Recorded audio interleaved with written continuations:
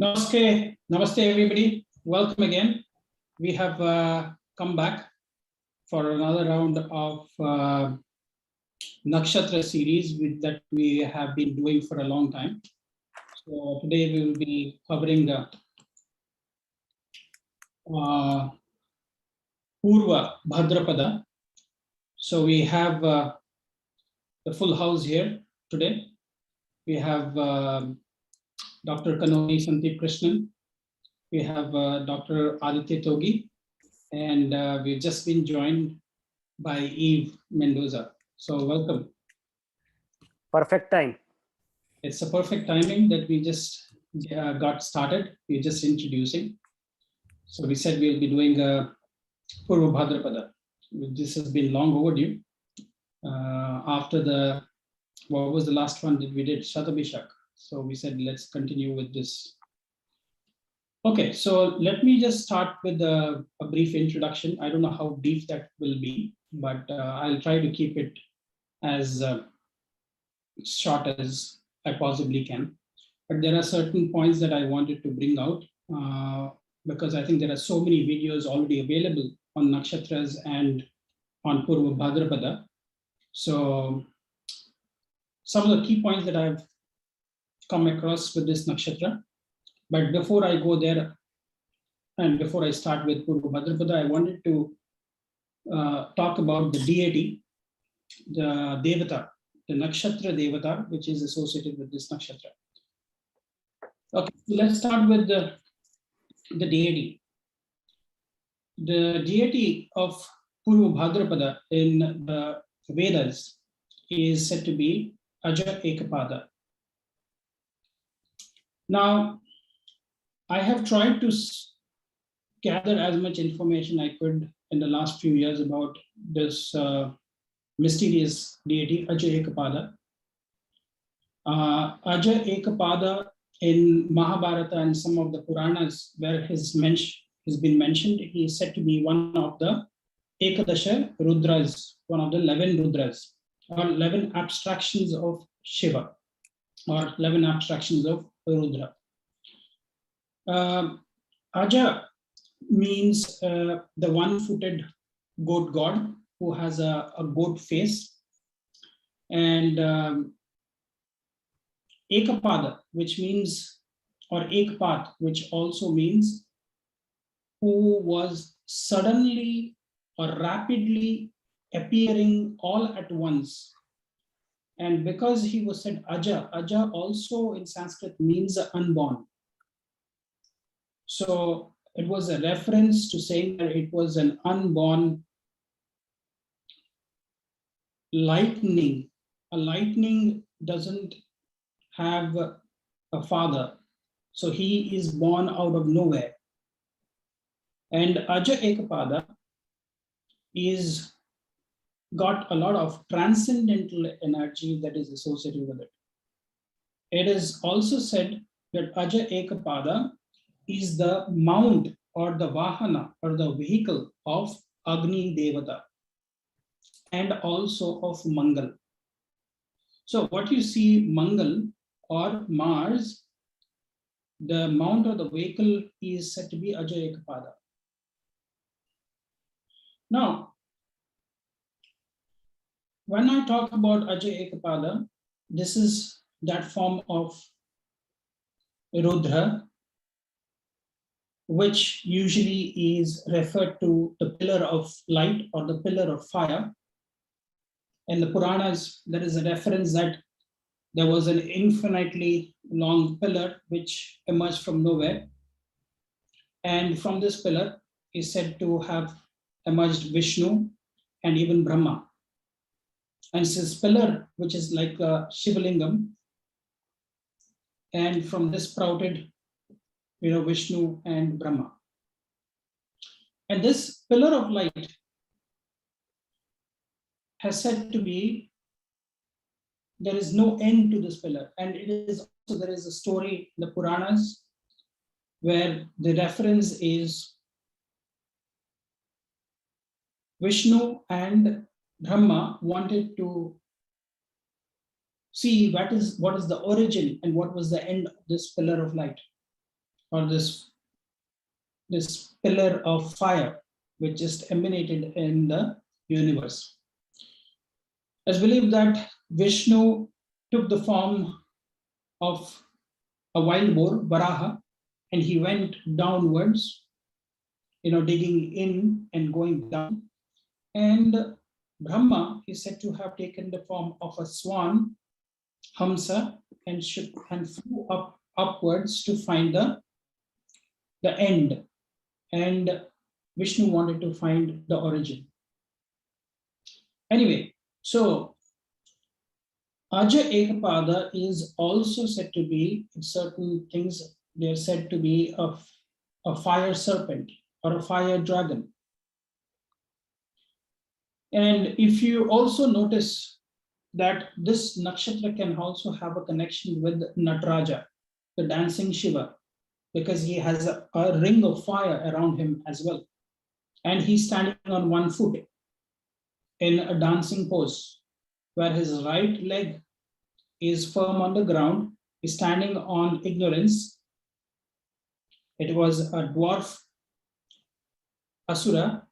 His name is called as Apasmara, and he's holding a serpent in his hand. So it's a symbol of saying he's dancing on ignorance, and that is Apasmara. And he's standing on one leg, his other leg is lifted. So Nataraja is symbolic of Aja Ekapada. In many of the traditions, you also observe that when anybody, an Asura or Devata, has to appease Rudra or Shiva, they do penance or tapasya by standing on one feet.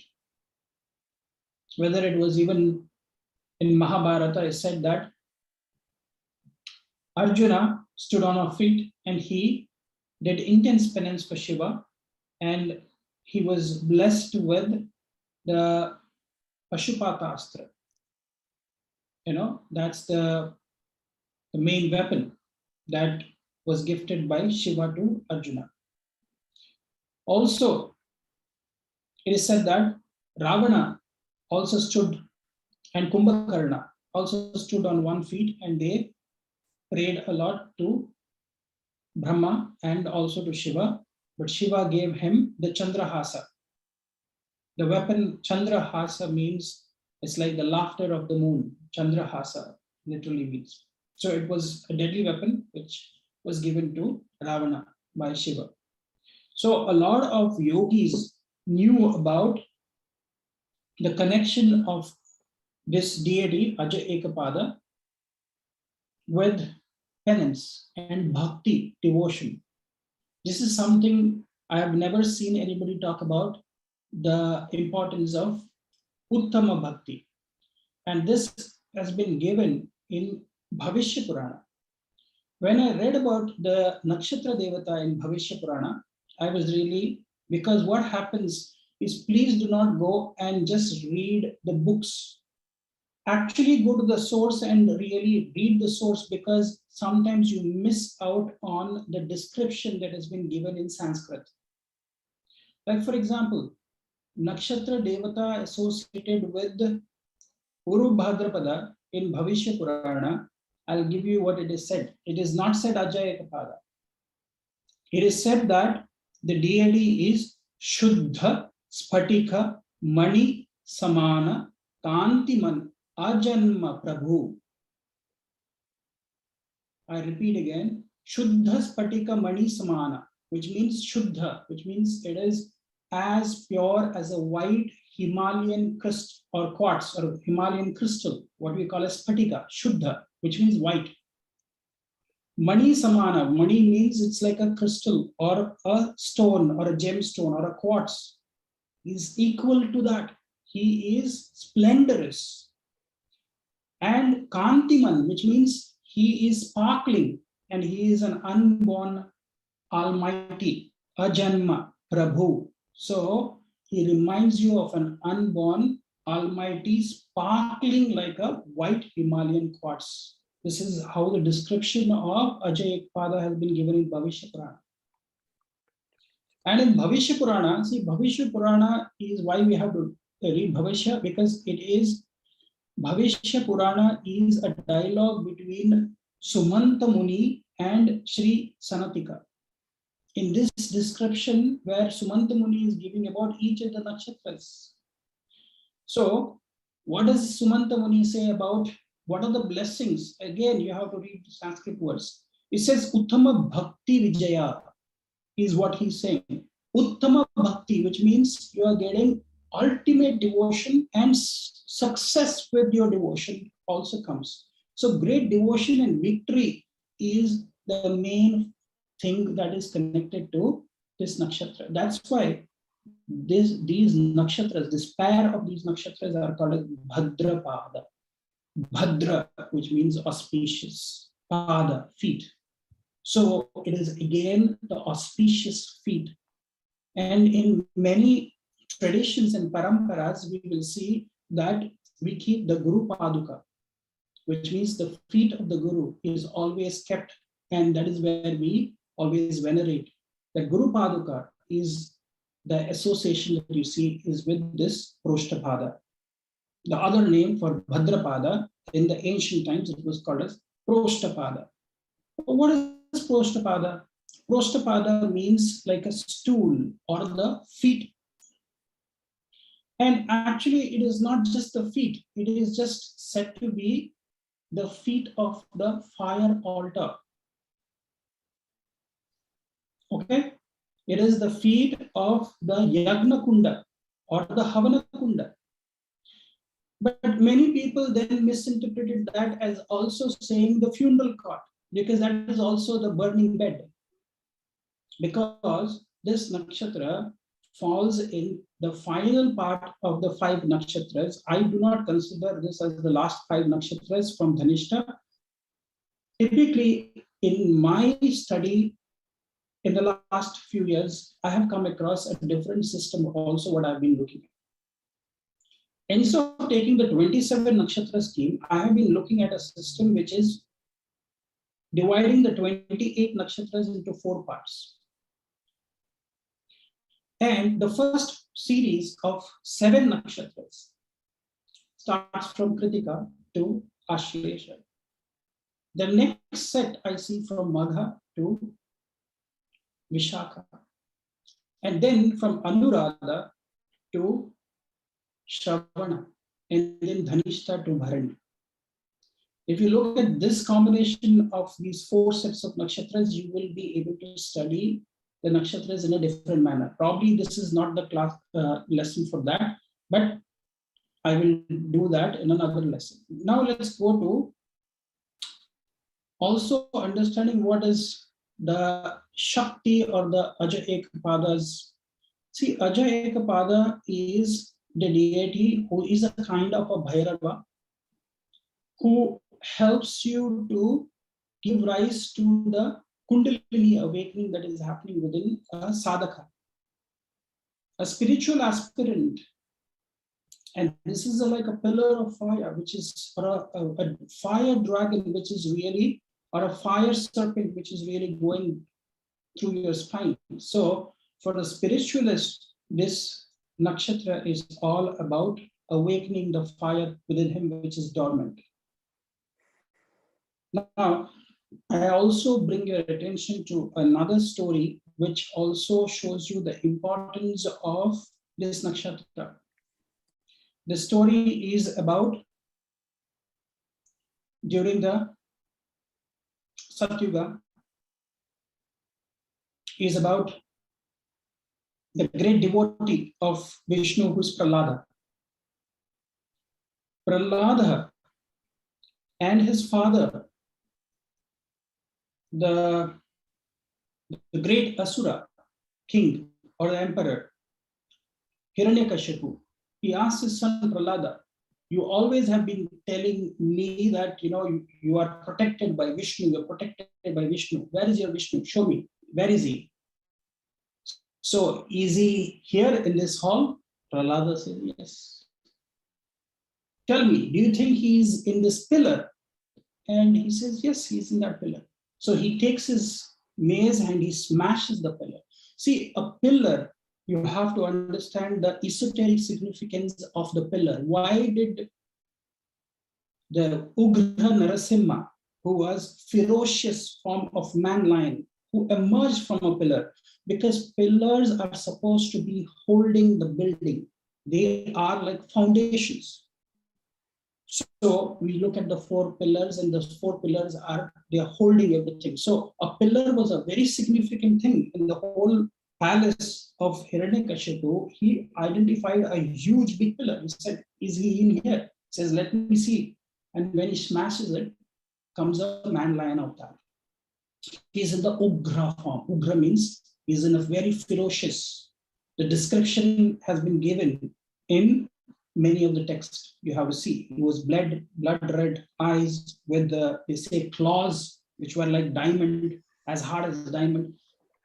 And we know the thing. So this connection of similar sort of energy, Ugra, that's why this nakshatra is called as a Ugra nakshatra.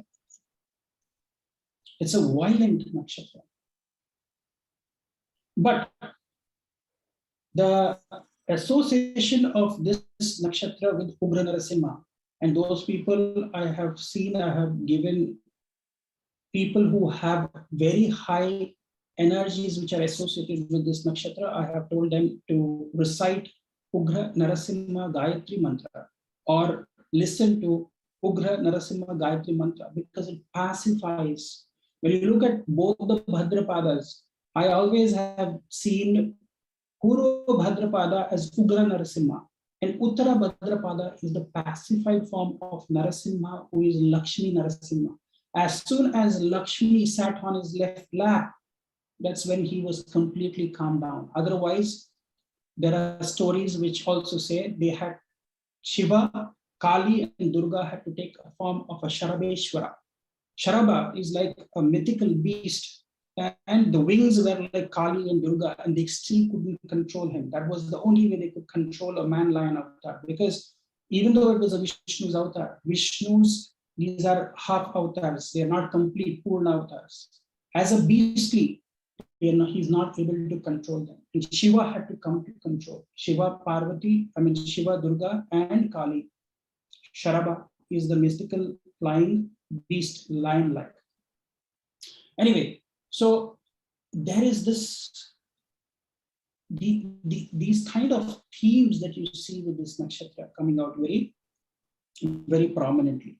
Now, let me also talk about some of the symbology that is associated with this nakshatra.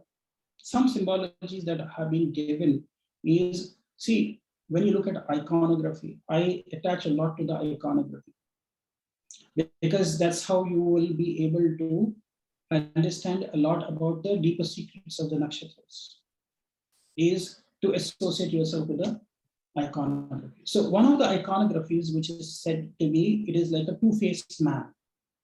Now, the two-faced man, the interpretation of the two-faced man is one face is looking at the heavens, the other face is looking at the earth. So that means you can also say this two-faced man can be an interpretation of Agni himself, because Agni is seen as a two-faced man. He has 4 tongues in one of his faces. He's facing towards the earth, and his 3 tongues are facing towards the heaven, or a face with 3 tongues are facing.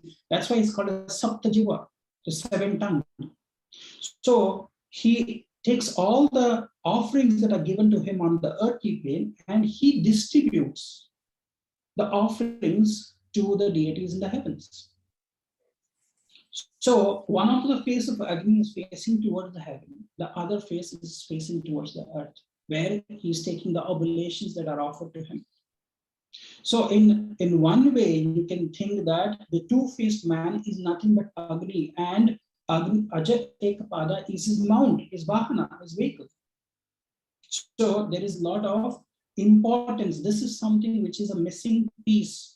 Agni, even the first verse of Rig Veda is Agni Mile Purohitam. So he becomes the Hota. He is the officiating, he officiates the fire rituals. So not many people know Purva Bhadrapada has a very strong spiritual energy with fire worship also. And these were fire worshippers. And this can also have a connection with things like the Zoroastrianism, who were typically fire worshippers. Okay, so this connection of the two faces is maybe the connection with Agni Devata. Then there is also a symbology saying, see, when you look at the Bhadrapadas are made of 4 stars. Okay, the 4 stars look like a bed, or the 4 stars look like a cot, or in Tamil, they also call it Machan. Machan means like what you call that, in between the trees where you make a small platform for hunting. In between the branches of the tree, you make a square platform where you sit waiting for your hunt. So that is called as a Machan, or a stage or a platform.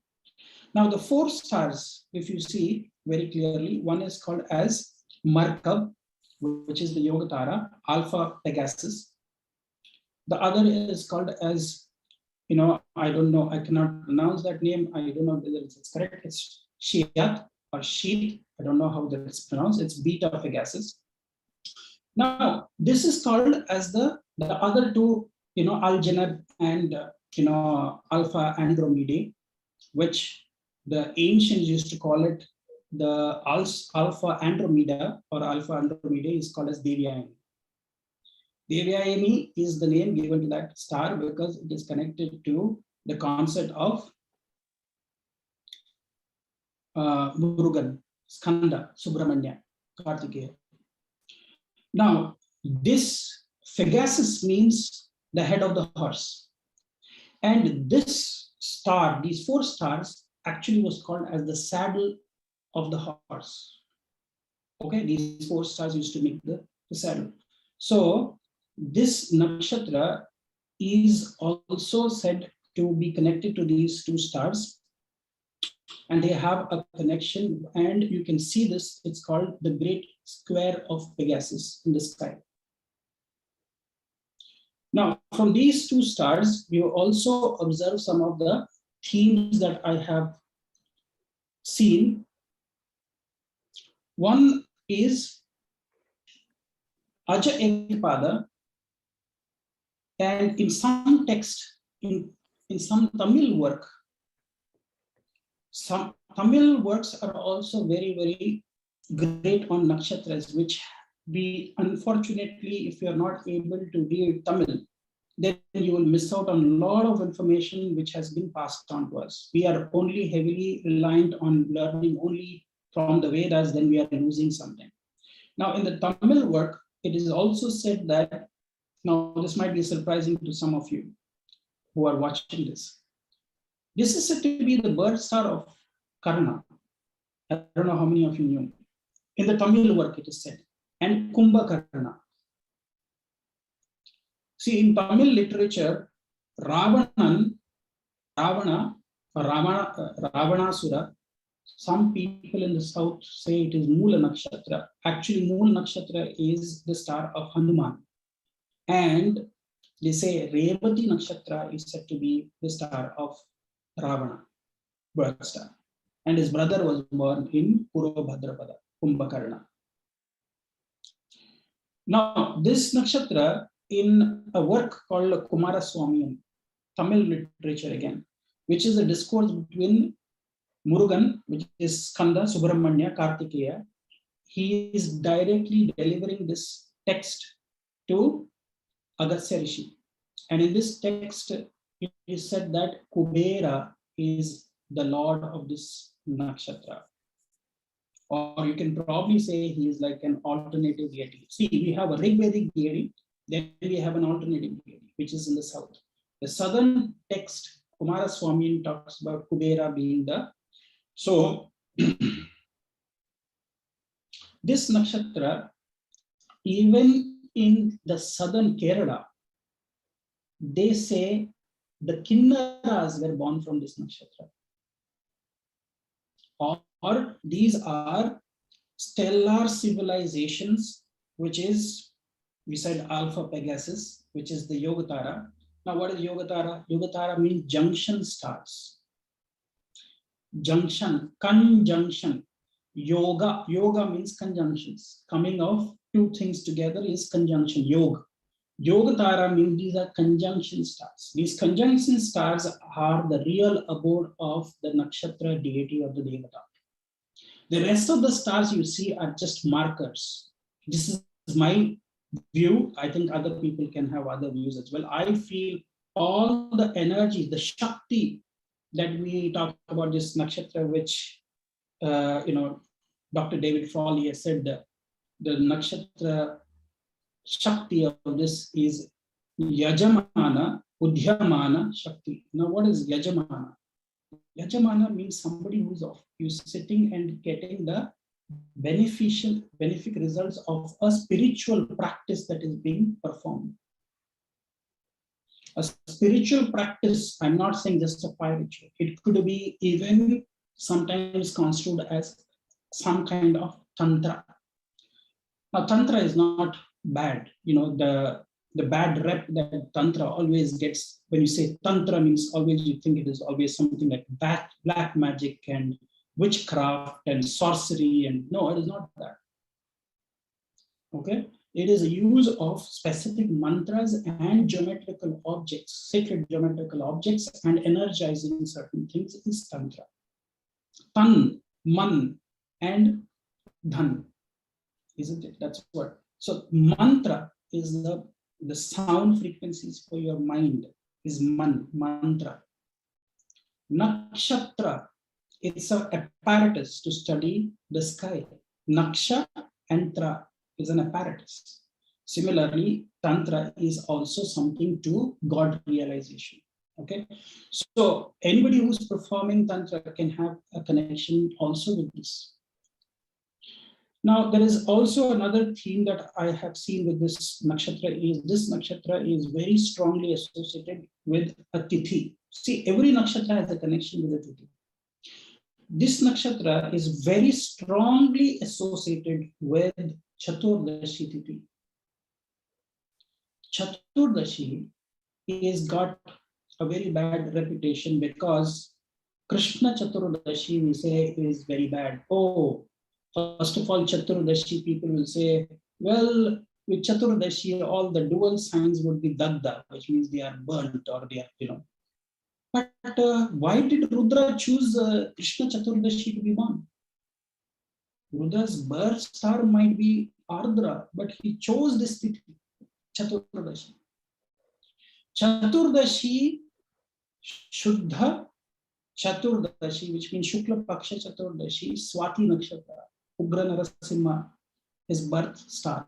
Ugra Narasimha came out from the pillar on Chaturdashi tithi. Very strong connection with Chaturdashi, with this nakshatra. So I want to say with Narasimha, with the Rudra, not Shiva. See, what is Shiva? Many people use this word Shiva and Rudra interchangeably. There is a difference. After Rudra was sent to the mountains and said that you have to calm down, Brahma said to Rudra, you're too violent, you're too aggressive, you're too fierce. You need to calm down. He says, how can I calm down? He says, go to the mountain and, meditate. Shiva, Rudra is like, what is meditation? I don't know meditation. He says, go, discover yourself. So he went on the mountains, sitting in the wilderness, in the snow-capped mountains, you can see behind, Dr. Kanuli, Santit Krishna's God Kailash. That's how he realized yoga.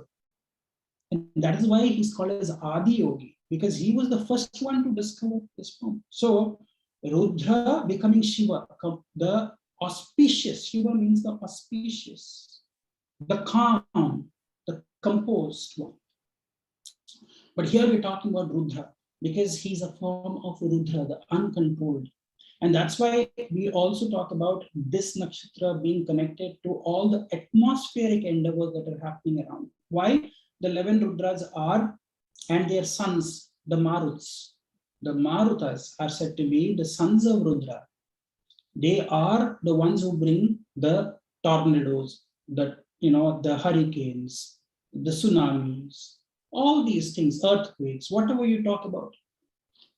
So the atmospheric endeavors are connected to Ajayekapada. So that's why we see one of the symbols is the cross sword of this nakshatra. Now, one more thing that I would also say that many people miss out is one symbol which is associated with a ray of light hitting the earth, a ray of sunlight coming towards the earth, or a lightning. That's also connected to this nakshatra. Okay, so you can also say this nakshatra is connected, like Ardra nakshatra. I would say this nakshatra is connected to the descent of some great ascetic or a great yogi. And especially these yogis are not normal yogis. They will not be on YouTube. They will not be, on having their own website. You might not find them in real life. These are yogis who are not available for you and me. They might be sitting in a cave in the mountains or deep inside a forest or doing their own dhuni. Dhuni means their fire. They're writing their own fire and they're sitting and meditating. They're doing, or these are people you might find them most probably in the crematoriums, in the Smashan Ghat. These Smashan Ghat yogis, what we call them sometimes as aghoris, the aghora, the left-handed or the right-handed tantra. So this nakshatra also, you see, besides being a Ugra nakshatra, it's also a Adhomukha nakshatra. It's facing downwards. This is going towards the root, the foundation, is something that you see. One more thing I wanted to say is this nakshatra is connected to the male lion. And one more observation I want to share with you. There is a difference that many people don't understand. Nakshatras have a gender. Nakshatras have a gender. The animal yoni has a gender. Many people confuse this. When I started studying and going deeper, I was also confused in the beginning. There are only 8 nakshatras which are masculine. 3 nakshatras are neuter gender. The rest of them are feminine nakshatras. Gender-wise, not the yoni. I'm not referring to the yoni. The yoni is a different concept, right? So amongst these, I would give this and leave it to you people. You go and study. You will know that which of the 8 nakshatras are masculine. Out of that, one of them is this. Both the Bhadrapadas are masculine. Okay, there is a clue you will probably understand. And then 3 nakshatras are said to be neuter, pangender, genderless. I'll give you one hint.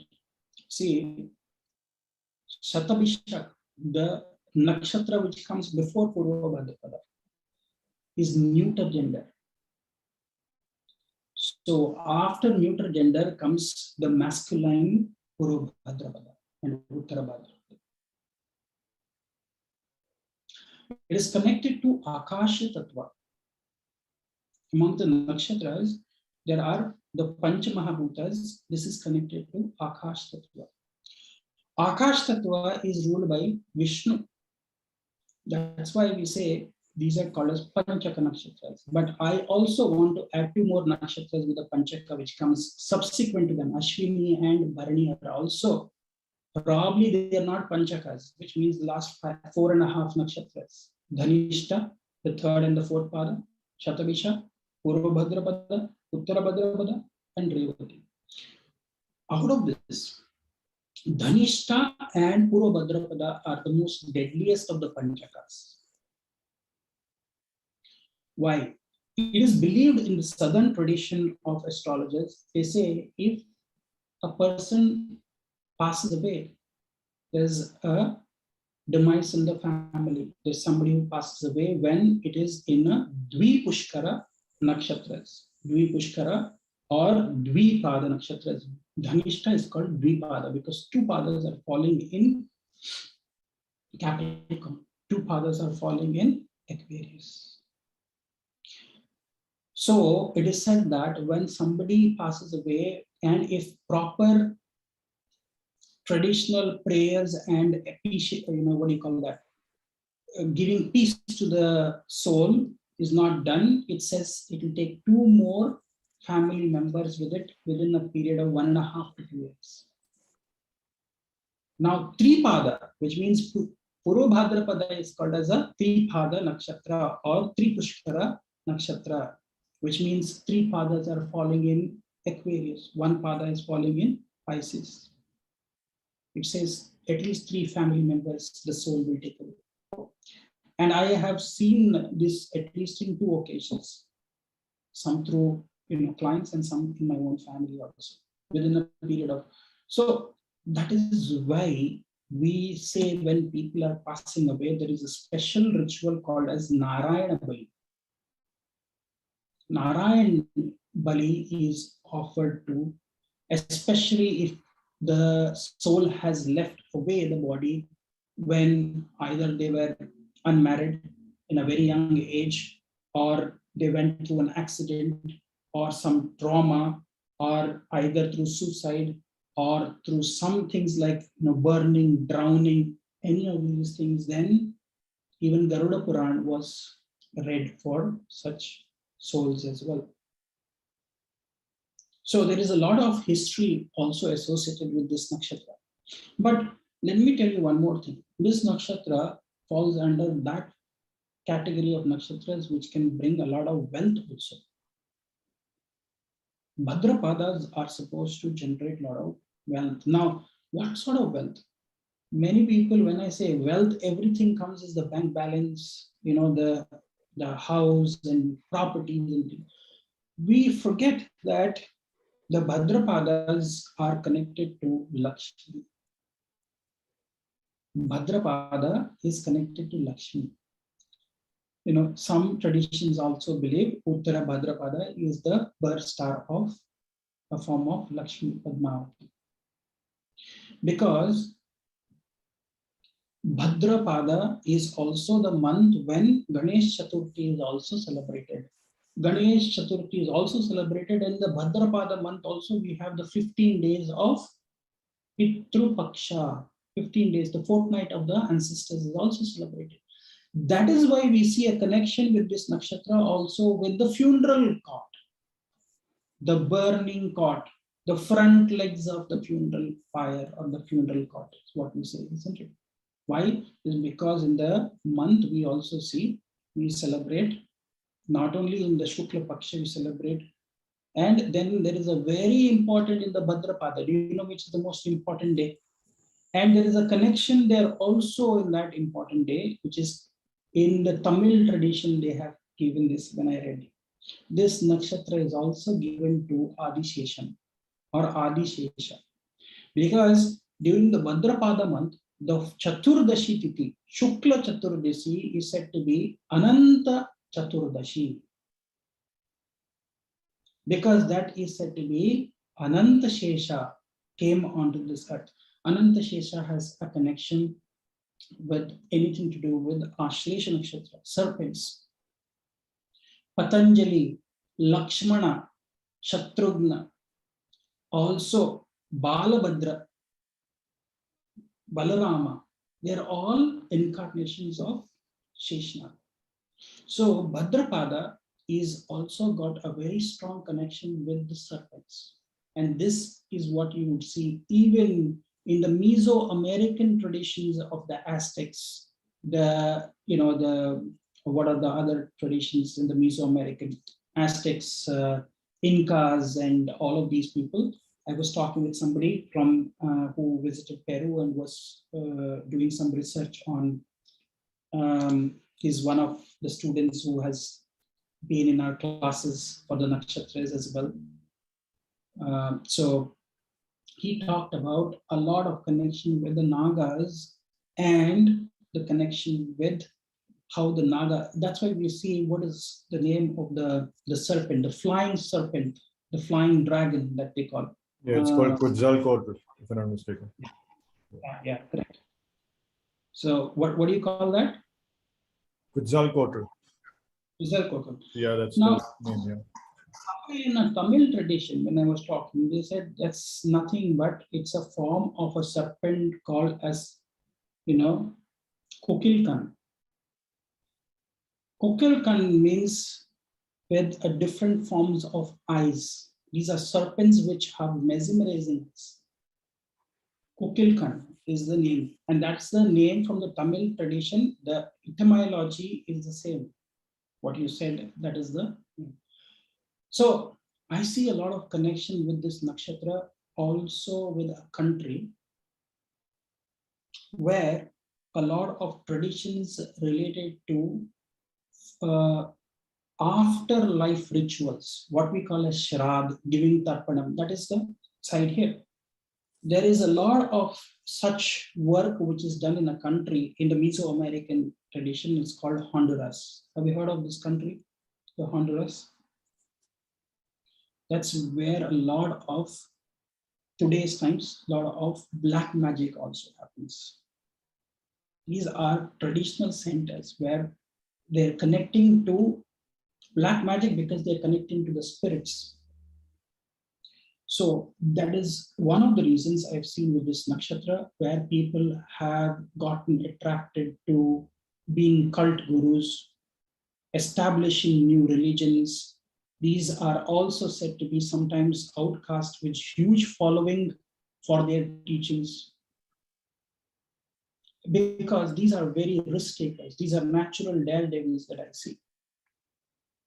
Also, what I have seen I had a client, I remember, and 4 planets in Purva Bhadrapada.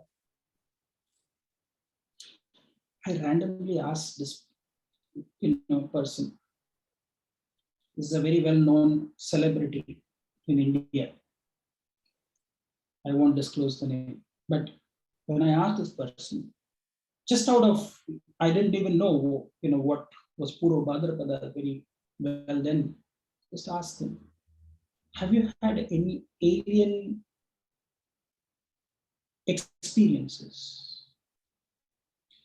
And she said, when she was young, she had a lot of problems because both her parents were celebrities in the Indian cinema, great celebrities, to say the least. They constantly had fights. And when they had fights, this young girl would go to the terrace, which means the top of the building, and she used to walk on the parapet. You know what is the parapet? Parapet means on the rail of the thing. You see on one side, if you fall down, you will fall 10 stories down. So she used to walk on that, balancing, like 1 feet at a time, lifting the other feet, like Ajay Ekapada, standing on 1 feet, because it's very thin. It's like a ledge on the top. On one side, if you fall, you're on the terrace. The other side, you fall, probably you'll fall 10 stories down, and that's the end of you. She was walking there, and she found a bright light, a ray of light which came onto her, flashing.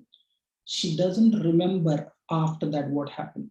The only thing she remembers is somebody from her family coming up there and throwing water on her face, because they must have, and she has lost 2.5 hours. She doesn't know. Maybe her family was looking out for her all over the building, looking, asking people where she was. She was fainted on the terrace, and somebody woke her up. She still today, she doesn't know. She believes it could have been an alien, because we listen to a lot of these alien stories. This is not a subject of alien, but I'm just wanting to say experiences. I told you a ray of light, a ray of sunlight coming down to the earth. And this, she saw a ray from some flying object. She doesn't even remember because she was balancing. She could see something come like a light, and then she doesn't remember. So it is like alien abduction or whatever these theories, conspiracy theories that you listen to. Them. A lot of those such experiences can be felt. Then I have seen many people interested in going to Kumbh Mela. Look, 3 padas are falling in Kumbh Rashi. And I have asked so many Purva people, do you like to go and meet Naga sadhus? I'll give you one more thing and then I'll have to wrap up. Otherwise, this will be like usually my courses and lessons. I go for 4 hours, 5 hours, and I want to stop this. But this last story I want to tell you. This is a story from a village nearby my town. There were 4 friends who decided to go to the Kumbh Mela. And this is a true story. 4 friends decided, all youngsters, not married, they all went. They just wanted to experience. Everybody says, oh, we will go there, we'll have a holy dip, we will meet all of these Maharajas. Maharaja means not the kings. The Naga sadhus are also called as Maharajas. They're called Maharaji. We usually refer to them as Maharaji. So they all went. And one of them was this guy, was a naive, innocent guy. So the 3 friends ganged up and they said, let's play a prank on him, a practical prank on this guy. So one of them said, hey, you know what? When I went by the river, I met a Naga sadhu there. The Naga sadhu, he told us your name. He said, where is this guy? He said, he's in the room. And I was astonished that he took your name precisely. He didn't ask for any one of us. He asked only your name. He asked your name and asked you to come tomorrow morning at 4:30 in the morning. Come for the holy dip. Tomorrow is a very important day. The Naga sadhu said at 4:30 in the morning is the Muhurat for a Shahi Snan. It's a royal bath that you will be having with them.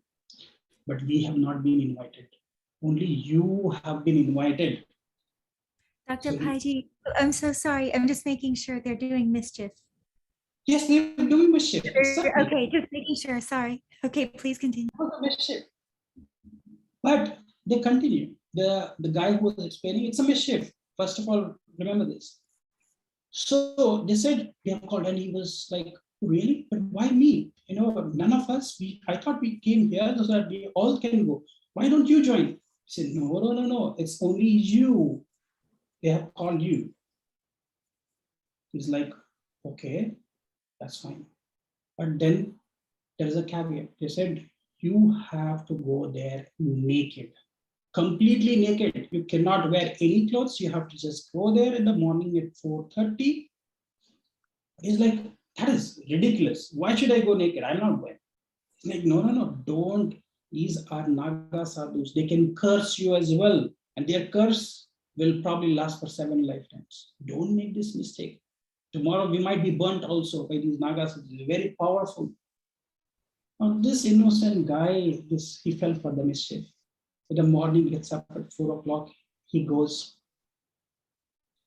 And this guy doesn't return for 2.5 hours. Once he returns, he's like, these people are making fun of him. You know, where did you get the cloth? I can see that you've come back with a loincloth. You're wearing something. Who gave you that? And they're all laughing. It was a mischief. It was a prank on him. But this guy is like, thank you very much. The Naga sadhu was indeed waiting for me. He called me and he said, come, join us. And he took me and we had the holy dip. And then they gave me this thing to wear as well. Now coming back, thank you, because they sat with me. They showed me what are their siddhis, their practices, and they gave him something also. They said, go. This man, after he returned to the village, has become a psychic. He can see your future for next 10, 15 years. He can tell you exactly what is going to happen in your life.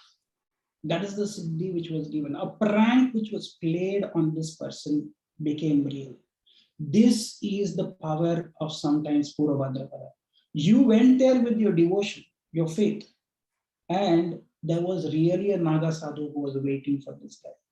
Even though there was no Naga sadhu who had told them to ask this person to come. Can you imagine? This is divine will. Till today, this person, there are lots of people, hundreds of people go outside his wait for him to give. He can just predict just by looking at your face, just like face reading, and he can tell you what happened, what is the solutions, problems. So this is the power that is there within this nakshatra. Sometimes a prank which is played can work out for you, and you can get certain siddhis. Okay, so anyway, so thank you. I think taken quite a lot of your time, but this was a very interesting story I wanted to share. And this is a real life story. And this person still does practice, and he has this siddhi. So what is the connection of Purva Bhadrapada here? Because these are, see, Purva Bhadrapada, as I said to you, is connected to these yogic saints, the Naga sadhus, the Aghoras.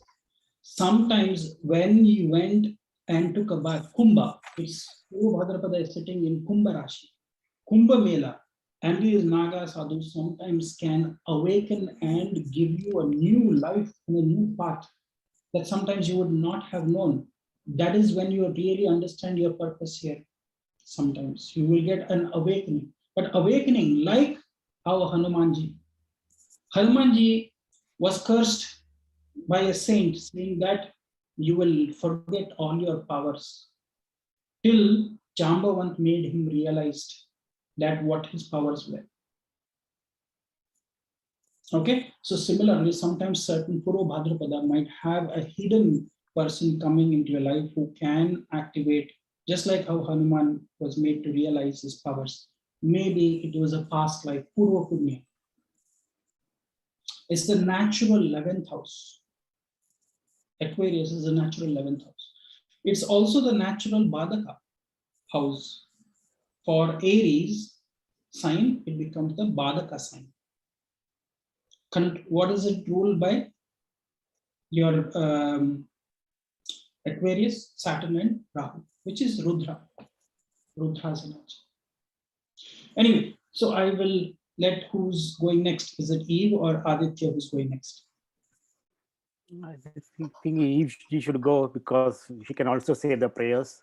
Eve, it will be nice. Thank you, Togiji. Yeah, Dr. Paiji, that was Yeah. amazing. No, that was really, there are a lot of details there. I just wanted to say at least some prayer before I began. And I also wanted to be able to share my screen.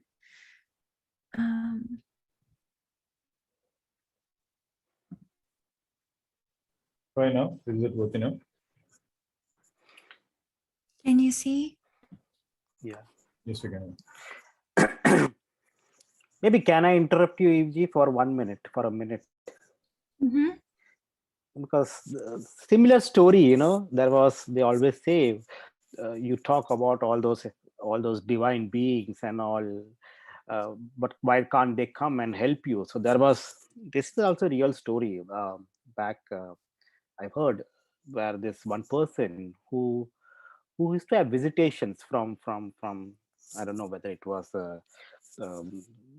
what type of being it was, but it will come and help him in his work, in his affairs and all. So when you say that, sometimes these divine beings can help you to maybe in your normal work or maybe in a normal routine to get, as you said, to get siddhis and all. So those things, and this, of course, this was a beneficial part because we know there are some people who do those practices also to get those energy from. But then every night, this person will have visitations who will help him. Whoever comes was a female basically, and then will come to this male person and then will help him in his work and get siddhis and get all his work done. Very similar to Srinivasa Ramanujan story, where the deity will come and tell him about his mathematics formulas and all, which Mr. Ramanujan used to say. So yeah, sometimes divine help you may get.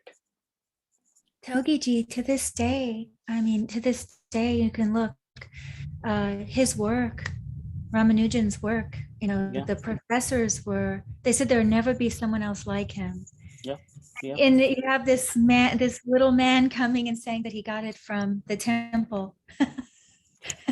So, yeah, very beautiful. The same with Edgar Casey. Yep. He's called the sleeping prophet, isn't it? He has visitations. He had visitations and he fell asleep. I think that's what the story. He fell asleep on a book, and there he could see some fairies who came around him because his mother used to be very harsh on him or whatever. I don't know the exact story, but when he woke up, because he fell asleep on the notebook, and when he woke up, apparently the textbook, whatever was there in the textbook, was there in his head. He could just place the book on his forehead and he could read what was there inside the book. The same thing was given by Ramakrishna Paramahamsa to Vivekananda. Vivekananda can put, there are stories about him going to Chicago, and then he met a person who was German, and he said, I'm writing a book, which is the most important book in German. He said, Swamiji, I would trust you if you can read this book because you talk about so much of yogic powers. And it is said that he took half an hour. He just placed the book and he meditated on that book. And then Swami Vivekananda could tell what was the content of the book, even though he couldn't read anything of German. But he could tell the essence of the book. He could tell what was exactly there in that book, what he had written. And we were talking about Ramanujan. I just checked. He is what nakshatra? He's Uttar Bhadrapada nakshatra. Yeah. And he's Bhadrapada. and Ardra. Both. Ardra Lagna, maybe. Ardra Lagna, maybe. But Uttar Bhadra. Ardra. We can look at it later if you guys want to. Yeah, he definitely is Uttar Bhadrapada. And it was in a I was not knowing. temple. It's the Lakshmi Narasimha temple. I can't remember the name of it, but it's in the south. Nammagiri of Namakkal, Yes, actually. yeah. Nammagiri of Namakkal. Because And I was actually, seeing his that. first vision was of something was written in blood in the air in front of him. You could just see the hand. Right. Because I saw some of the old photos and all, because the consort of Namakkal, Nammagiri is Narasimha, who is my family god too. And the structure of that puja and all, which I was seeing in the movie, which they have, very similar to what we have in our ancestral home too. So I was like, they also have the same structure there. So it's yeah, of course, Uttar Bhadrapada, Lakshmi, yes. In fact, whenever I used to work to go from Bangalore to Kodaikanal, long time back, I used to always pass through the town of Namakkal and all. So where this person was, and always used to think when the bus will pass or when we will always pass through. Also remember famous hotel there. We used to give very sweet, nice paisam. Bhubaneswari hotel Annapurneshwari or something, Laddu Baba, you're bringing food here. The paisam was awesome. I used to always have 2 cups of paisam. Laddu course, Baba those will places- one day bless the world. Infinite sweets. I think that's actually what the world needs. No, that paisam I've never had anywhere else in the whole world. Right, I've traveled from Tamil Nadu to US, but that particular banana leaf, and it was like Special power of Purva Bhadrapada, the siddhi to produce laddu. In this case, payasam. Paisam. Anyway, I'm already hungry now. Anyway, yeah. Okay. Okay. Should I say the prayers, guys? Okay. Yeah. All of this with Purva Bhadrapada, Uttar Bhadrapada is probably going to be quite interesting. Okay. I'll just do a little prayer. One of them or two of them you may not understand until I do my presentation. And I just one of them I may sing a little bit. And it was one actually that Dr. Lott, I learned some Ayurveda with him. I had a little bit of a time with him, a little privilege. It didn't last that long. But one of the things I really appreciated about his school was the exposure to the original Ayurvedic texts. Okay, and so in the Ashtanga Hridayam, yeah, it is. Ashtanga Hridayam by Vagbhata. There's a very beautiful little prayer to Lord Shiva as the Adi Vaidya, but he actually, in this case, he says Purva Vaidya. So it's similar meaning, but the one who came before, right? The one who came first, the one who came before. So I'll just do these little prayers and then I'll continue. So, Om Hrim Shri Gurubhyo Namaha. Om Ganganapate Namaha. And I'm going to, before I do the prayer to Purva Vaidya, I'd like to open with Bud Graha, who is the personification of the student. And you guys have known me for so many years now that I never like to be in the position of the teacher, but I have to say that with this nakshatra, Bud Graha becomes very important. So some of the things, Dr. Paiji, you were saying about the kinaras, some of these things are going to make sense. And even when you were speaking about the emphasis on the pillar and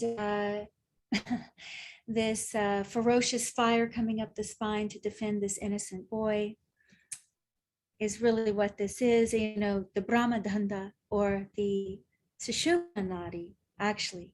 So when you were saying the Devata had to do with Spatika or the crystal, the clear, there's a lot of reference to the Sushumna Nadi here. So even when they say Vashishta defeated Vishwamitra with his Brahma Danda, it's not like he went and beat him with a real staff or with a physical staff. It's the Sushumna, it's the Sushumna Nadi, it's his spine. So how does this relate to Bud Graha? But we'll talk about that. But I would like to open with Bud first, and then the next prayer. So.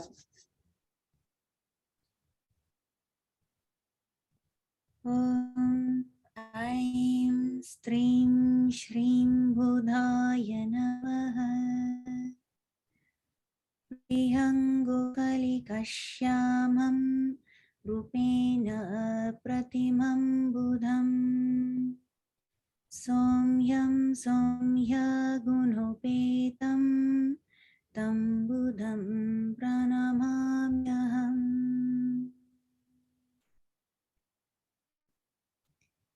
May you all be protected from my ignorance. Now to Purva Vaidya.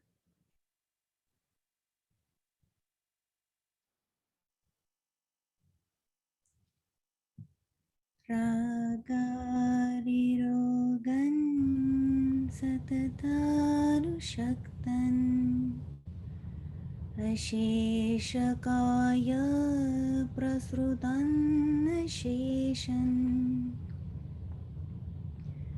Autsukya moharatidhan jaganan Yo Purva Vaidyaya namostu tasmai Yo Purva Vaidyaya namostu tasmai.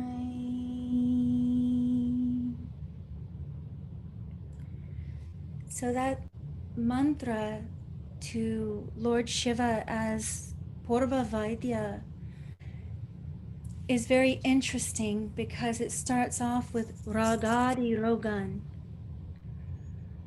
And then it goes to list all the other disturbances, right? Moha, all the things that come out of rag.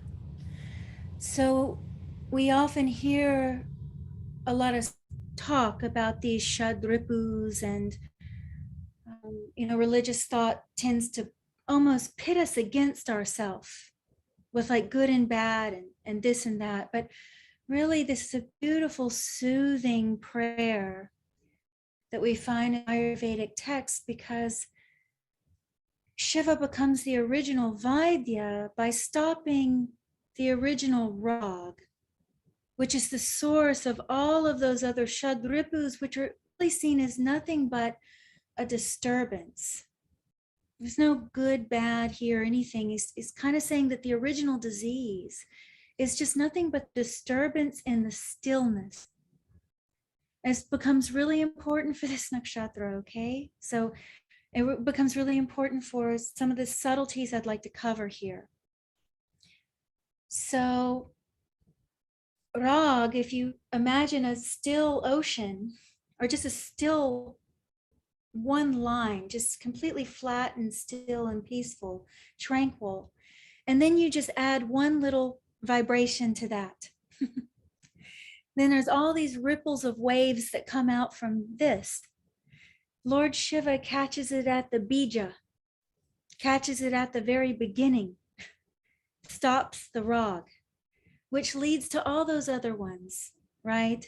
Lobe, moha, all this stuff that we talk about, greed, anger, lust, krodh, right?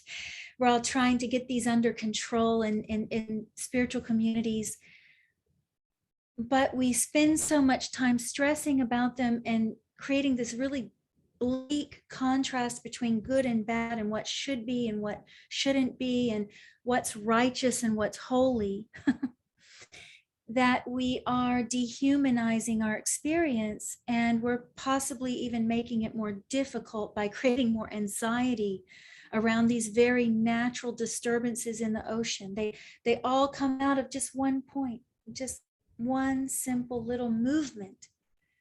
It's not your fault.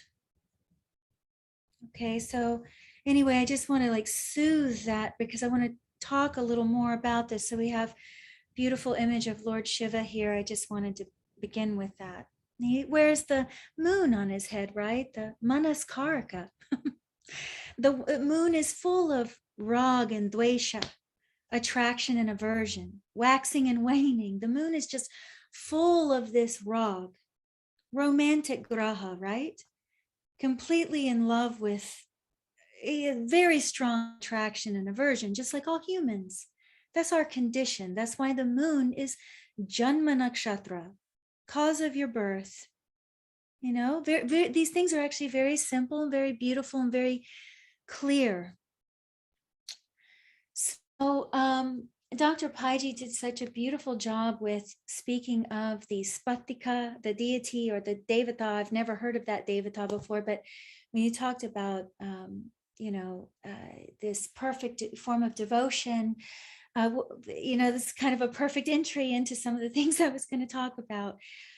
So this Shakti, this Yajaman, you'll hear this in the Brahmanas, this Yajaman. And this Udyamana Shakti, Yajaman, Udyamana Shakti. This was a person, sometimes it was referring to the person who actually gave everything for the sacrifice. And this is an important feature here, this giving. Okay, because tapasya is nothing but a giving. We're going to talk about it. It's nothing but a loss, actually. You're not gaining anything. You're doing it sometimes for a certain gain of something, but you have to lose something in order to gain that thing. There's a sacrifice here. So this Shakti is very special because it gives a power to rise through sacrifice, to elevate through sacrifice, through giving. Very simple way we can see this is through the 11th house in charity. Okay, so we give something to create something bigger. And this is a very material way to see it. You can rise in society by creating a big nonprofit or something like that. It's a very materialistic view of it, but that's all spiritual too. If spirituality is real, material is part of it. How could you separate? So sure, that's one level of it, you could say. That's one level of it. So this nakshatra has a power of sacrifice somehow. Okay, it's a very important thing to understand about it, because I think this nakshatra gets labeled as being ugra a lot in personality, and very commonly we need to examine very closely if Mangal is involved or some aggressive graha influences there, because sometimes just the moon there, the person's very calm. Actually, they may have anxiety or something like this, well, you know, because this nakshatra does have a tremendous amount of energy, which we'll discuss, but they're not always fierce in personality or moody or any of these things. This is not always, you know, this is, I think personality astrology needs to take a back seat if we are to reclaim what the rishis were doing with Jyotish. If we are to actually bow our heads as students of this vidya and come with our heads down, we might need to examine the process that we've engaged, which is to constantly make these predictions and constantly assert personality traits of these nakshatras. It actually can do much more harm than good, because it can leave a person feeling very misunderstood, unseen, and therefore they weren't able to actually link themselves with their own energy. We're only here for them, right? We're only here for others.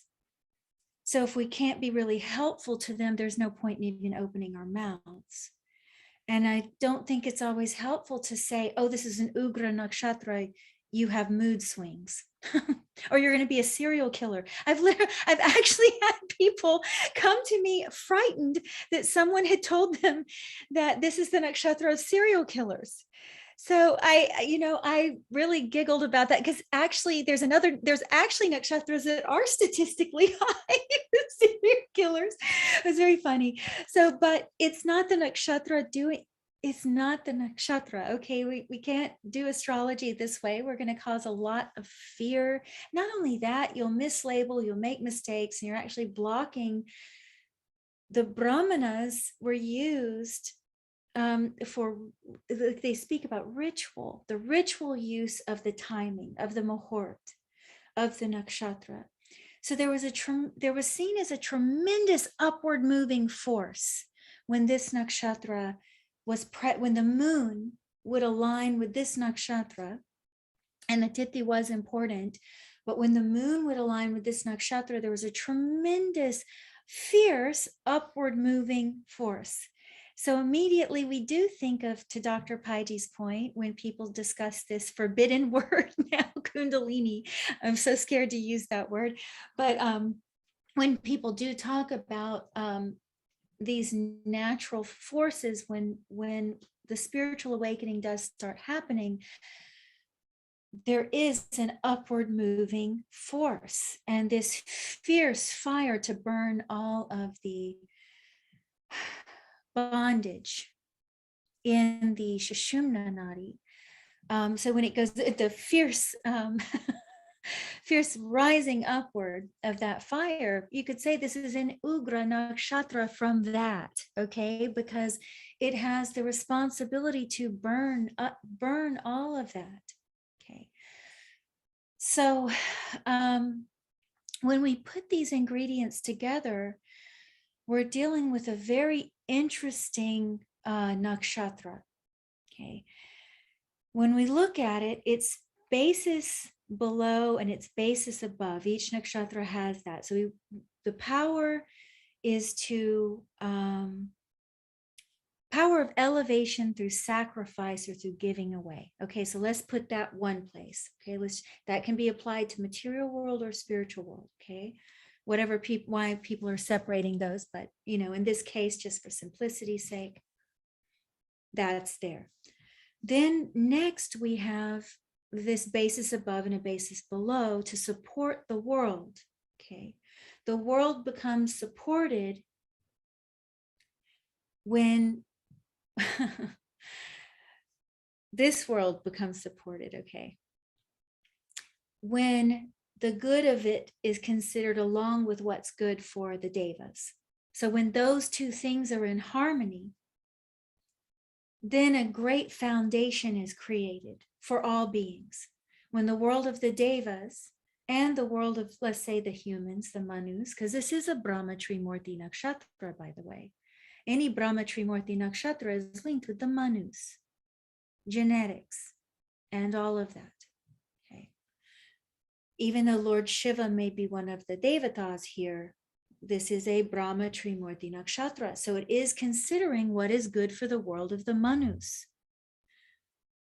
The best thing, the most stability is created for this world when the world of the Devatas and the world of the Manus are in harmony. Okay, so this is interesting. This is very interesting because when we hear stories of the Rakshasas, usually the only problem is that they're severely out of balance. Forget good and bad. Rakshasas, none of us can say we're even half as knowledgeable as some. I mean, look at the Rakshasas. They're very powerful beings in these stories. Okay.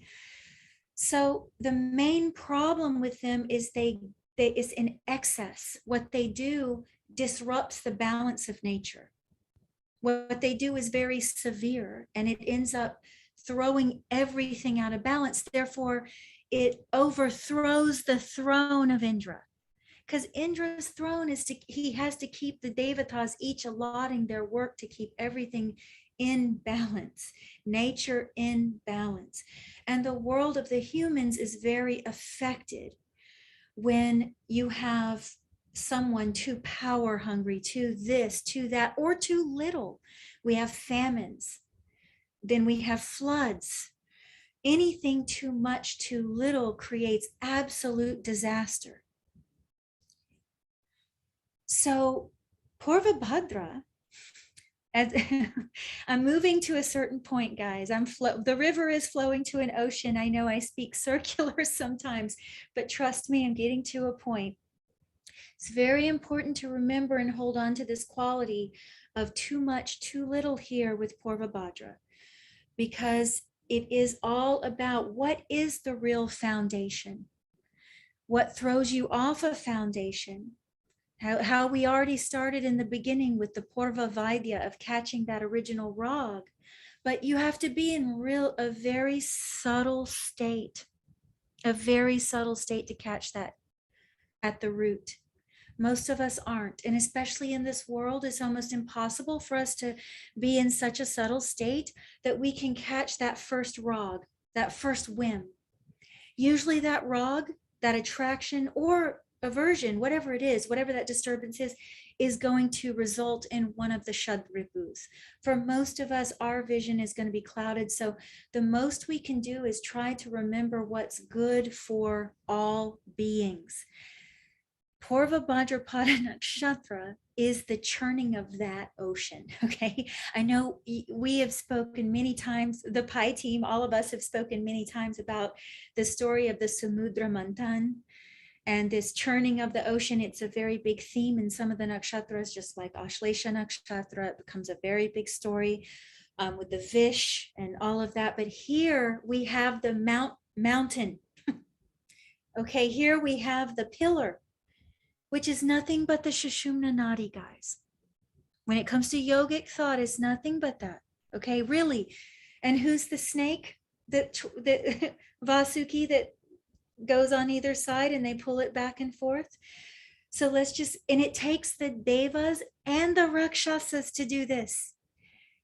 Your good and bad tendencies. If you want to keep it simple, like a children's story, right? It takes both. It takes the attraction and the aversion. It takes the purity and the pollution. It actually takes both to attain the supreme. What's at the end of this here, may I gain the radiance of this and splendor of spiritual knowledge, Gyan. So Aja Ekapada desires to gain the tejas and this pure quality of perception. Okay, so when we look at spiritual knowledge, is it information?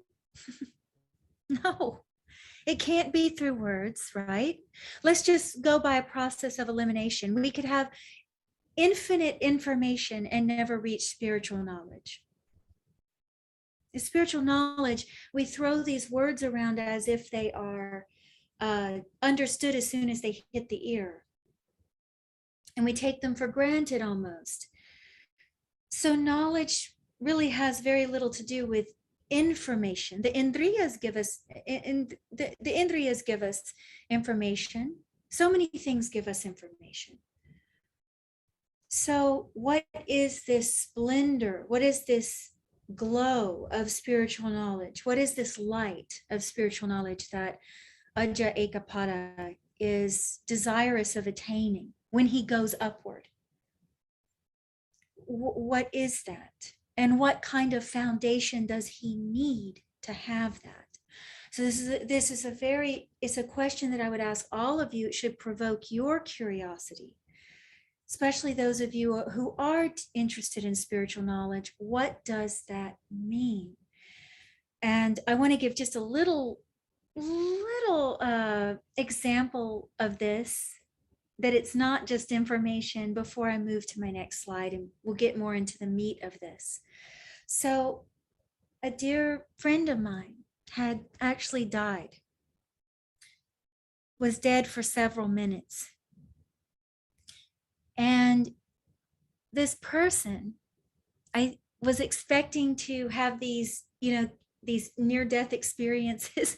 So when they came out of this, they contacted me and said, nothing is on the other side.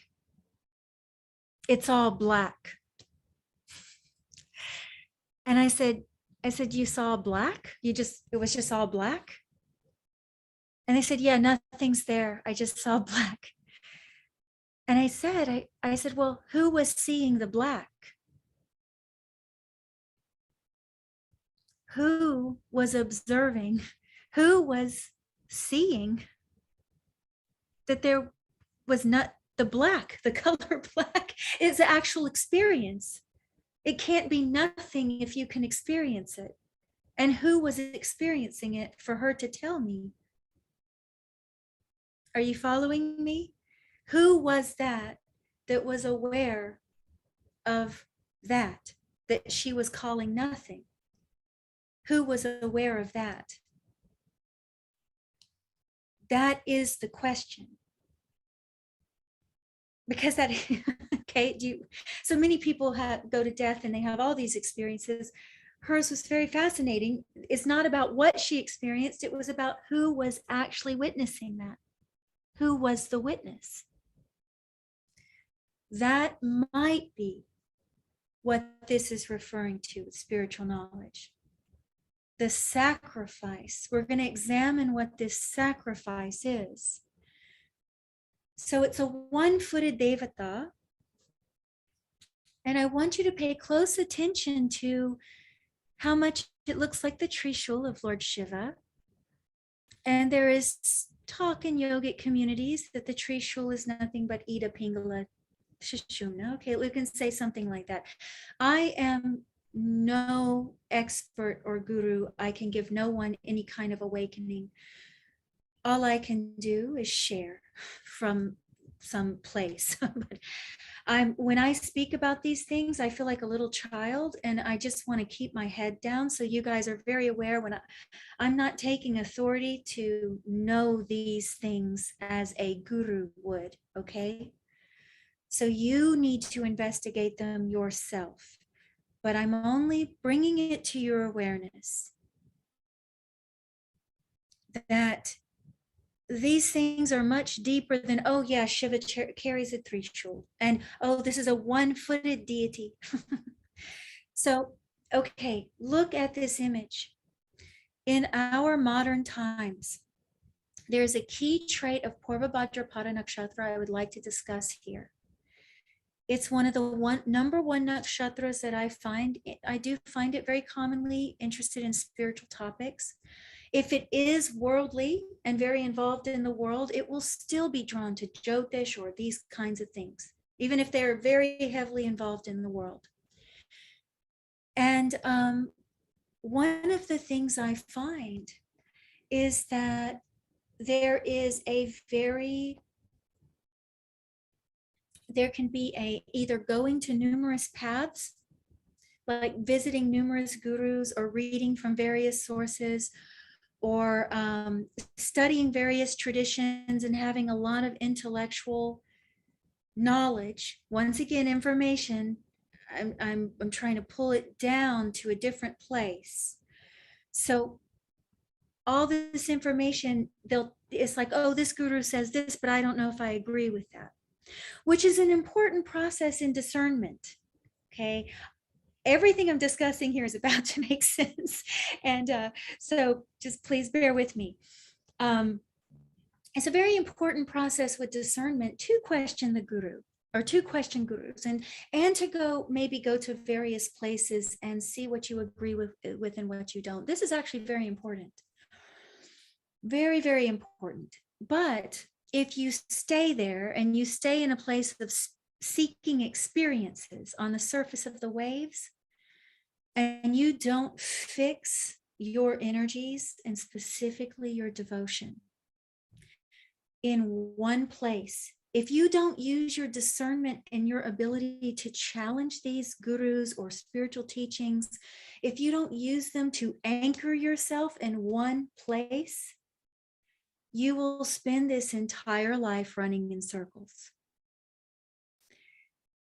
Purva Bhadrapada Nakshatra was considered the most spiritual nakshatra. It had the most ability to generate spiritual energy in the Brahmanas. Spiritual energy is generated by concentration of force. We get a lot of power when we concentrate our force. When it's dissipated and it's spread in various directions, so hence to Dr. Payaji's point, it's a devata with one leg and two heads looking in different directions as an old form. This is the confusion. And we'll see this in a lot of the guru nakshatras, that there's a tendency to, they all need to collect their energy somehow in one singular point. A good example is Vishaka. Okay, so it's the split. It's the split. But Surya is born out of Vishaka. Okay.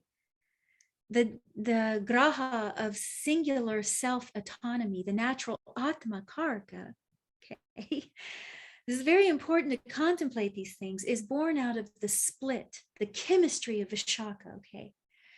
Because without division and the struggle of confusion, you will never find that singularity. You must go through that turmoil.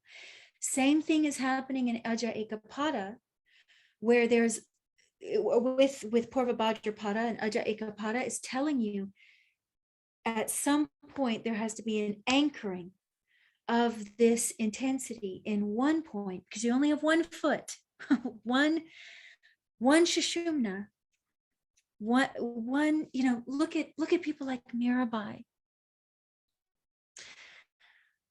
Look at people like Tulsidas, okay? Look at the one-pointed focus that he had on his wife until she told him, if you loved God like this, there's nothing you couldn't achieve. Look at Mirabai. Did she have Krishna, Kali, Shiva, this, that? She had one. She became one river going to the ocean. That takes courage. That takes a lot of courage to choose one. Okay, to dig a well in one place until you hit water. If you spend your energy digging a well in multiple places, all your energy is going to be dissipated. You're just going to bleed out. You're just going to bleed out before you hit water. So when people come and they're telling you they're going to multiple gurus, that's okay. Or they're going to they have multiple devatas that they're worshiping. That's okay. Or they're having multiple disciplines. This doesn't have to, or multiple jobs. It doesn't matter. It can be anything. You can literally apply it to anything. They have multiple partners, whatever it is. Eventually, the energy is going to be less effective because in one lifetime, there's not infinite energy. You're going to discover this the older you get. When you're old, your energy is going to go. And so there is a very divine lesson in this nakshatra. The next nakshatra being Uttarabhadra, which is the serpent of the deep. Just contemplate this. You cannot go deep by staying on the waves. You cannot go deep. So these two nakshatras work very much together because the welfare of the earth comes through these two nakshatras. Actually, it's spoken about in the Brahmanas. These two nakshatras have something special to do with what brings the rains, right? What brings the fertility of the earth. Devotion has a lot to do with that, actually. Love has a lot to do with that, I have to say. But we throw that word around too. We throw the fire of love around, just this romance, that romance. You're just going to burn yourself out. Go ahead and do it if you have to. But remember that at some point, you're not going to have infinite energy. Okay, go for it. But please invest your energies in a place that's worth it. That's the thing. So tapas is implied here, okay? And tapas is implying a loss, not a gain at first. So like you throwing off something that's a burden so that you can be finally free. Finally free.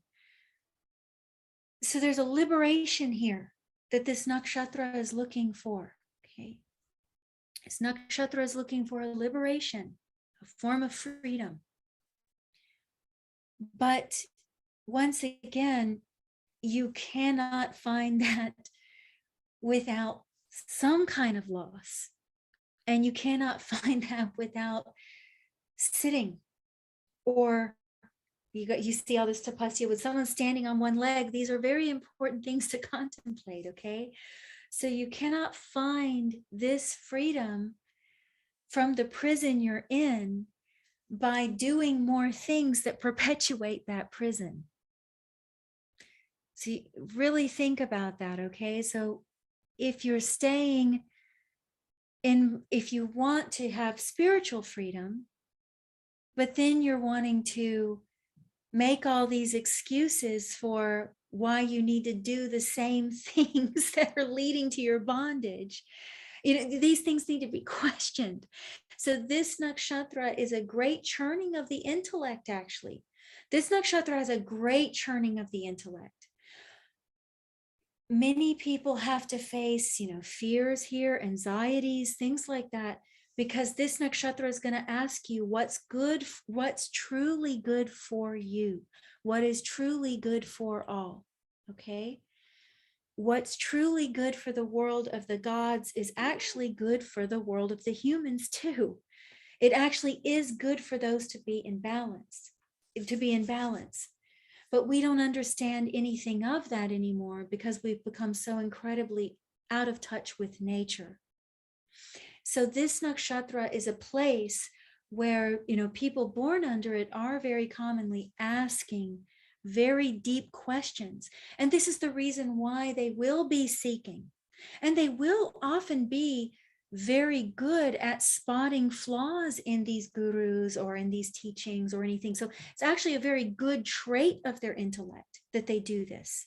It's not, I do not discourage that, for the very reason that this is one of the birth stars of Budh Graha.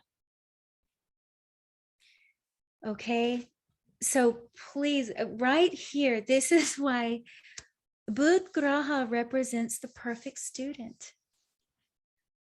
You cannot usually reach Gyan. Even let's say, if you want to learn anything, Even if you want to learn it on your own. I'm not telling you that I'm not saying that you have to go do it this certain way, okay? But sooner or later, you're going to have to put your head down to something or someone. You're going to have to fix your attention in one place. You're going to have to fix your devotion in one place in order to reach that goal. So you'll hear Purva Bhadrapada Jatam with Bud Graha's kavach and with his mantras often. There are other nakshatras that he's said to be born under. Each graha has a few. We need to think about what birth means to understand why the grahas would have a birth star, because the outcome of that nakshatra would possibly be related, the gyan, the awareness generated from that nakshatra, the fruit of that nakshatra, because what is a child? It's the fruit. The baby is the fruit of the parents. Okay, so that graha becomes the fruit in a way of this nakshatra, if you will. So does Bud graha have the characteristics of Purva Bhadrapada? No, this is that all this personality astrology has led us to that. Bud graha's personality probably is not much like Purva Bhadrapada. Okay, it's actually the outcome of Purva Bhadrapada, the fruit, the outcome of that nakshatra that will lead to Bud graha's blessing, to what he is. Just like I have down here, peace can be born from war. Okay, so I have the life of the Buddha. I know some people don't feel that the avatar linked with Bud graha is the Buddha. I respect everyone's feelings and belief. I myself have no belief. If I don't experience it, how do I know? So I'm not pushing any belief on you here by having the Buddha here linked with Bud graha. Some people do accept that the Buddha was the avatar of Bud graha. Nonetheless, I have the Buddha story here because it has all of the features. Because Buddha did really have the nature of Bud graha, regardless of if you accept him as the avatar of Bud graha or any of this, whatever school of thought you belong to or what you feel very strongly about. Bud graha is the child of Chandra graha, full of rag, full of dvesha, full of attraction and aversion. Chandra, he's always getting in trouble of his romance. He doesn't want to he's got aversion towards his wife Jeshta, and he has extreme attraction towards his wife Rohini, So he's just full of all this romance and all this drama. And out of his struggle, out of the struggle of this romantic nature comes Bud, who gets the shop, or you curse, you could even say the blessing of Brahaspati in his mother's womb to have no gender, to not be disturbed by romance. Okay, it was considered a curse, but actually ends up being a blessing. Okay, so what does the Buddha do? The Buddha is a young prince in his life, a young prince in his life, who's sheltered from old age, suffering, and death. His father is very fearful of a prediction of a rishi about his son. So he has this palace constructed where Buddha can never know, where he can never know about the presence of suffering. Anyone ill in the palace is removed immediately before this prince Siddhartha can see them. So one day he sees them. This is a very simplified version, but he goes out into the city and he sees suffering in the form of illness. He sees death. He's never seen death before. Okay, it's like trauma to him. He's never seen this. And what does he do? Sits in one place. Does he go around and read? And does he study and do all this stuff? What do we think Buddha is? What is Buddha? What is Buddha? What is that awareness? What is that discernment there? Who is he? He's symbolized by an arrow. Can you launch an arrow and hit 18 different points with one arrow? I mean, you can maybe if you have special siddhis, I don't know. But us in the human world, one arrow, one target. The Buddha goes, he immediately cuts his hair off, sits under a tree and does severe tapasya, Purva Bhadrapada. He does the Purva Bhadrapada from seeing the funeral cot. Okay, this is very important, guys. This is very important because the nature of reality, Buddha is always questioning the nature of reality. That's why he can destroy really romance and all of those things. If you look at many of the tantric practices of the Buddhists, I actually have a very deep love for Milarepa and some of the, I don't talk about it much, but I love a lot of this. You guys know Rusbe. We talk about it sometimes. So he's very much, he's initiated into these traditions. So we've talked quite a bit about these great sants of Tibet, actually. And so many of them go on this path, by the way. And one of their ways of contemplating is contemplating and one of their ways of establishing detachment from the suffering of this reality, or one of their ways of slowing the mind and conditioning the chitta, which is all this lunar business of attraction and aversion. One of their ways of slowing that down so they can catch the original rag when it starts in the seed form is contemplating the nature of this reality very flatly. Like when they see the beauty of a woman, they think of her, oh, she'll age. Oh, they think about all the harsh realities related to being in a marriage. They think of all the drama that comes from this, and they think of all the disappointments and eventually even the sufferings that will come from the attachment to her body. So they disillusion themselves. They disillusion themselves with this contemplation. The same thing with wealth, the troubles that come from being a rich man or a rich woman, or from having attachments to this world. It's not that attachments are bad.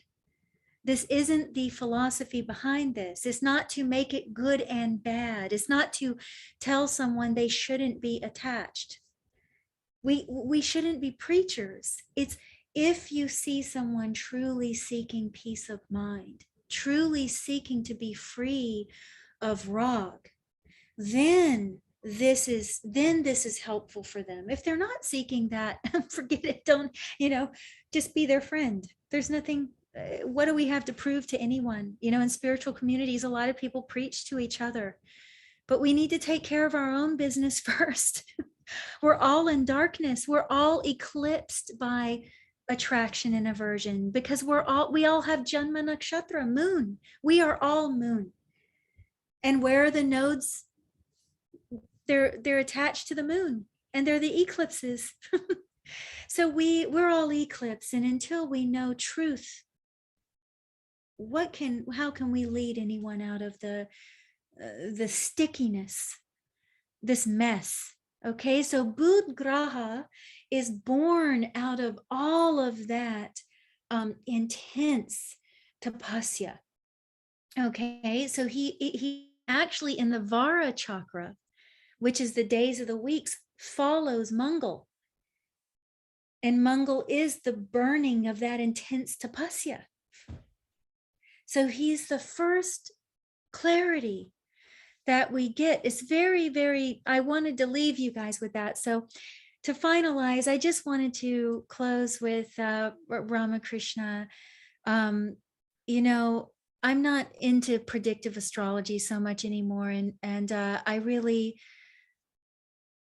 just, the more devotion I have for these things, I almost want to be silent about it, to be honest. I'm having a very hard time even tonight speaking about it. But, you know, Paramahansa Ramakrishna, he is a Purva Bhadrapada moon. Now, what's interesting about him, very interesting, is that he had the realization of multiple faiths. But how did he do it? How did he do it? I want you to study his life. When he would go and study one of them, so when he studied the Tantras with Bhairavi Brahmani, when he studied with her, and he studied the Agora path with her, okay? He studied all of this with her. If you get, I think it's Sri Ramakrishna Leela Prasanga. I think the more in detailed, longer biography has a lot of this. I don't hear many people talk about this. We over sanitize these saints. We over sanitize them. He did a lot of the shmashan work with Bhairavi Brahmani. When he did this, he did it 100% focus, devotion. He did not consider any other path. He wasn't going to any other guru. When he did this, he was fully devoted. When he went and did his devotion to Islam, when he did it to Buddhism, he actually did each faith. He said he even completely forgot that Mother Kali existed. He didn't even look at any other path until he had the realization of that sadhana. So Purva Bhadrapada, it gets its fruit through this arrow. This is why it is one of the birth stars of Bud Graha. Through this arrow of concentration, it gets its fruit by this devotion. Now, Paramahansa Ramakrishna was a lifetime devotee of Mother Kali. That is what he's known for. And his realization, his supreme realization, his first, what you would call the one that really was the lightning striking him, his death, so that he could be born as who he was, the death of the little self and the awakening of the real one, came through Mother Kali. So, you know, he was so desperate to see her. This is that kind of devotion. He was so desperate to see her that, you know, he was about to end his own life with her weapon. Okay. So, you know, I don't like talking about that much, because I know in our society, we have a lot of emphasis on mental health and all of these things. And I don't want to bring those kind of things forward. But, and it's getting increasingly difficult to speak about certain things because of, you know, sensitivity level. People don't always even listen to you before, or ask you questions before they get offended or they get confused. So I do ask all of you, if you do take the time to study Paramahansa Ramakrishna's story, or any of these great saints of the past, please don't discredit them before you consider the time period they were in, you know, the situation that they're in, the culture they're born into. You know, with the world's environment today, we're very divided. Speaking of division, we're very divided. And a lot of virtue signaling is what they call it, like thinking that we've got the right way and then going and preaching about it, and or you know, going and attacking someone because they said something, or getting your feelings hurt. I would really question this kind of sensitivity. I say this very gently, but I would ask you, is it making you weaker or stronger as a person? And is it making the world a better place to react like that? Is it really bringing the world of the gods and the humans together, or is it creating more division between us as brothers and sisters? So if you do study the life of Ramakrishna, there are some shocking things, I think, in a lot of these saints' lives. So Purva Bhadrapada Nakshatra, when you study this too, there are shocking things related to this. Please go in with your head down and your heart open and try to discern what these things are. So so Ramakrishna had a very interesting a very interesting example of Purva Bhadrapada, that the entire creating of spiritual energy, the production of spiritual energy, of that immense that magnetic pull that all of his disciples felt around him. He didn't even have to say much. He did, but he was actually not educated. But he knew all of the shastras. If you spoke to him about it, he would just know it. It wasn't because he studied it. Okay. Now, Bud also has that link. Bud Graha also has that link with Vishnu and Prithvi Tattva. Now, this can be important to understand here too, because it's a very subtle thing. But in Bud Graha's names, if I go back to his, I don't know if I wrote them here. Yes. In his names, you will see that he grants stability of mind.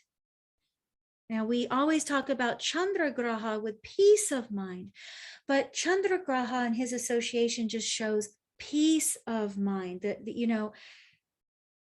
your capacity for it. How strong is your attraction and aversion? How strong is it going to pull you back and forth? Bud shows that stability that comes from Swa, because he is the only Graha that when he's Ucha, he's in Swa condition, Avashta, Swa Avashta. So that means he is self-contained, self-confident, he's embodied in himself. Therefore, that stability of mind, that balance, because they actually call him Sama too, which means same, even. And he's called both Sukshma and Stula. Excuse me, let me have some water here.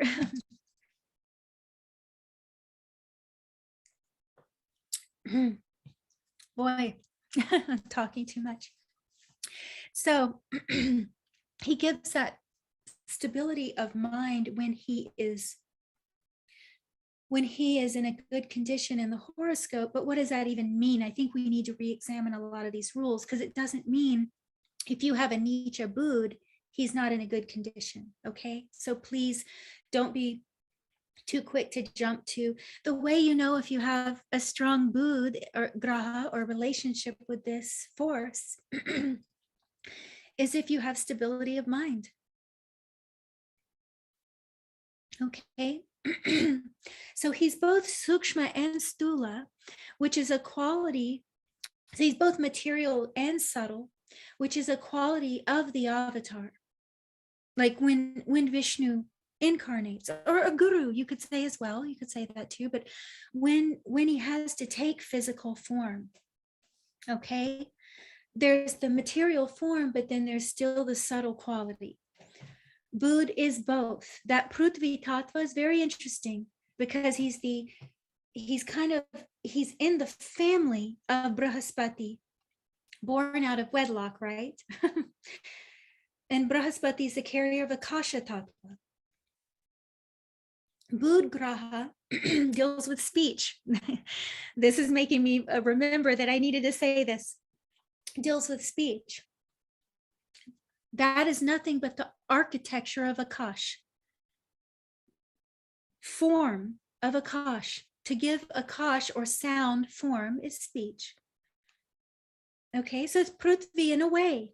You're in a way, when you hear my voice, this is the gross world, right? The material world. This is under the, in Sankhya philosophy, it's still under the tamas portion. All the 5 elements are, they're all under tamas. So there's materialized sound, because there's other sounds. There's subtle sound. There's Brahmanad, right? There's the nod. That is not, shadow of a shadow of a shadow of a shadow. So they're saying something about Budgraha here, that he has the capacity for both stula and sukshma. Okay. So if he's born out of Purva Bhadrapada, then we can think and contemplate deeper about what this may mean. Okay, guys, this was a long thing, and it's all about really something deeper that people may not even care about. So I apologize. But that's all I can talk about. I'm very sorry. So I don't know how to stop sharing.